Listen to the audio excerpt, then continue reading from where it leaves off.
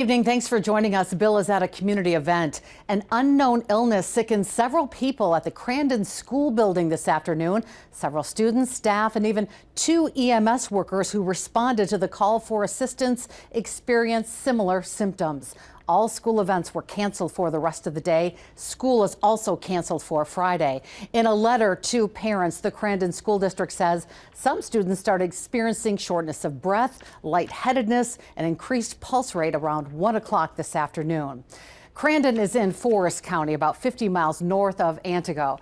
The school building houses its elementary on one side and the middle and high school on the other side.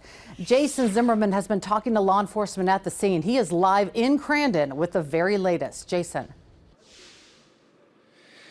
Cami, I just spoke to the Sheriff's Department, and they are still trying to figure out an answer as to why all of these people got sick earlier this afternoon. Right now, a hazmat crew from Oneida County is going through the building. They are set up with their truck right behind me here in the parking lot. It is still a very active scene, although in the past 15 minutes or so, we've seen a number of emergency response vehicles start to leave the school parking lot. Earlier in the day, after the initial call, the Crandon Fire Department checked the school for harmful gases and did not find any.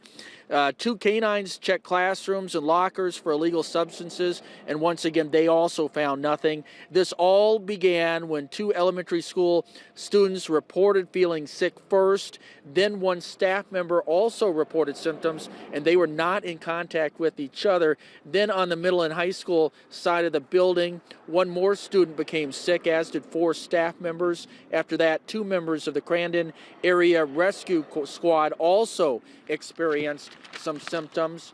The Forest County Sheriff's Department saying tonight anyone who is inside the school today should watch out for symptoms of tingling, numbness of extremities, shortness of breath, slurred speech, rapid heartbeat, and feeling lightheaded.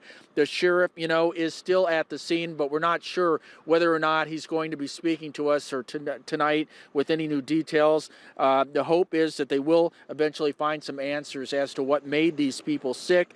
We will continue to first alert you to any new details that we receive both on air and online. Reporting live in Crandon, Jason Zimmerman, Action 2 News.